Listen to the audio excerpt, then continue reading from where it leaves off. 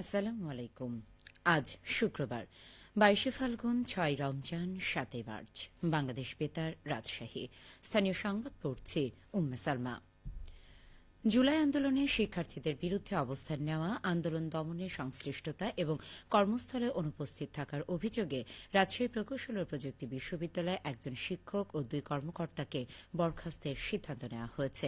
গতকাল বিশ্ববিদ্যালয়ে অনুষ্ঠিত 108তম সিন্ডিকেট সভায় এই সিদ্ধান্ত নেওয়া হয়। বরখাস্ত শিক্ষক হলেন রসায়ন বিভাগের সহকারী অধ্যাপক সিদ্ধার্থ শঙ্কর সাহা।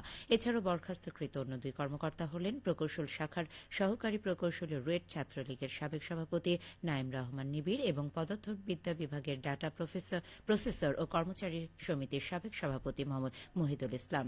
বরখাস্তকৃতরা আওয়ামী লীগের রাজনীতির সাথে জড়িত। এছাড়াও পরিকল্পনা ও উন্নয়ন দপ্তরের সহকারী প্রকৌশলী হারুনুর রশিদকে তার চাকরি হতে অব্যাহতি প্রদান করা হয়েছে।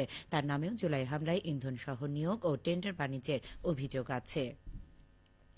উল্লেখ্য, বরখাস্তকৃত নাইম রহমান নিবিড় ও মোহাম্মদ মহিদুল ইসলাম গত 4 আগস্ট ধারালো অস্ত্রসহ রুয়েটে প্রবেশ করে শিক্ষার্থীদের হত্যার উদ্দেশ্যে ধাওয়া ও বোমা হামলা করে।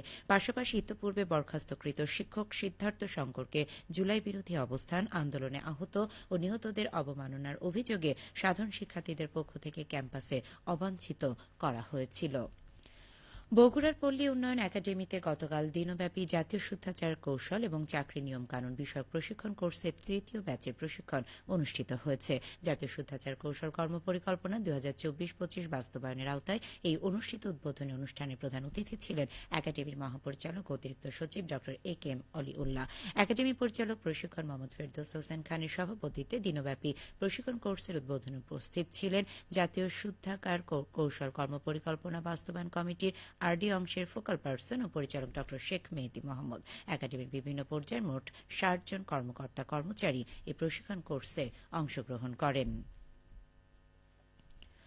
সিরাজগঞ্জে জাতীয় পাট দিবস উপলক্ষে গতকাল আলোচনা সভা অনুষ্ঠিত হয়েছে। জেলা প্রশাসক কার্যালয়ে আলোচনা সভায় প্রধান অতিথি ছিলেন সিরাজগঞ্জের জেলা প্রশাসক মোহাম্মদ নজরুল ইসলাম। প্রধান অতিথির বক্তব্যে তিনি বলেন, পাট দেশের গৌরব, সোনালী আঁশ। সেই সোনালী আঁশ এখন মৃতপ্রায়। পাটের হারানো সোনালী ঐতিহ্য ফিরিয়ে আনতে হলে পাট চাষীদের সুযোগ সুবিধা দিয়ে তাদের উৎসাহিত করতে হবে। অতিরিক্ত জেলা প্রশাসক সার্বিক গণপতি রায়ের সভাপতিত্বে সভায় উপস্থিত ছিলেন জেলা পাট উন্নয়ন কর্মকর্তা মোহাম্মদ নাজমুল হক, পাট অধিদপ্তর সিরাজগঞ্জের মুখ্য পাট কর্মকর্তা তারানা আফরোজ। স্বল্প আয়ের মানুষের জন্য পাবনা ঈশ্বরদীতে সুলভ মূল্যের দুধ ও ডিম বিক্রয় কেন্দ্রের উদ্বোধন করা হয়েছে। গতকাল বিকেলে ঈশ্বরদী শহরের কলেজ রোডে বিক্রয় কেন্দ্র উদ্বোধন করেন ঈশ্বরদী উপজেলা নির্বাহী কর্মকর্তা সুবীর কুমার দাস। ঈশ্বরদী উপজেলা প্রাণী সম্পদ কর্মকর্তা মোসাম্মদ আকলিমা খাতুনের সভাপতিত্বে এতে প্রধান অতিথি ছিলেন রাজশাহী বিভাগীয় প্রাণী সম্পদ দপ্তরের পরিচালক ড আনন্দ কুমার অধিকারী।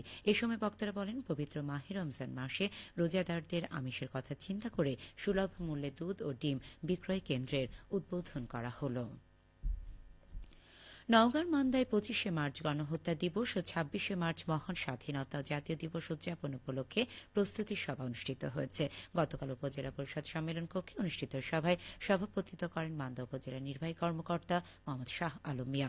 সভায় উপজেলা সহকারী কমিশনার ভূমি শারমিন জাহান লুনা, মাধ্যমিক শিক্ষা কর্মকর্তা শাহ আলম শেখ, কৃষি কর্মকর্তা শায়লা শারমিন, মান্দা উপজেলা বিএনপির সাবেক সভাপতি মুখলিসুর রহমান মকে, বিভিন্ন সরকারি দপ্তরের কর্মকর্তা, বীর মুক্তিযোদ্ধা ও জনপ্রতিনিধিগণ উপস্থিত ছিলেন।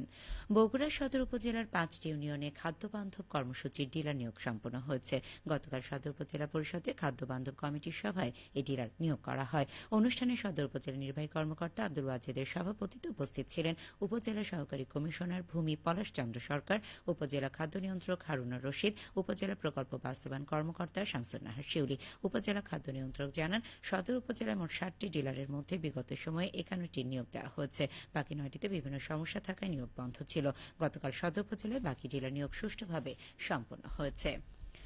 নাটোরে বোরো ধান আবাদে ব্যস্ত সময় অতিক্রম করছেন জেলার কৃষকরা। চলতি বছর জেলায় 60,990 হেক্টর জমিতে বোরো ধান আবাদের লক্ষ্যমাত্রা নির্ধারণ করা হয়েছে। এ পর্যন্ত 54,911 হেক্টর জমিতে চারা রোপণ করা হয়েছে। এর মধ্যে 50,548 হেক্টরে উচ্চ ফলনশীল, 4,323 হেক্টরে হাইব্রিড এবং 40 হেক্টরে স্থানীয় জাত। কৃষি সম্প্রসারণ অধিদপ্তর নাটোর জেলা কার্যালয়ের ভারপ্রাপ্ত উপপরিচালক এ.কে.এম. সাদিকুল ইসলাম জানান, বোরো ধান চাষে অনুকূল আবহাওয়া বিরাজ করছে। বিগত সময় ধানের উচ্চ মূল্য প্রাপ্তি, চাষাবাদের সকল উপকরণের সহজলভ্যতার কারণে কৃষকরা ধান চাষে আগ্রহী হয়েছেন। কৃষি বিভাগ কৃষকদের প্রয়োজনীয় পরামর্শ, প্রণোদনা এবং প্রযুক্তি সহায়তা দিয়ে যাচ্ছে। চলতি মৌসুমে ধানের আবাদি জমি লক্ষ্যমাত্রা অতিক্রম করে যাবে বলে আশা করা হচ্ছে।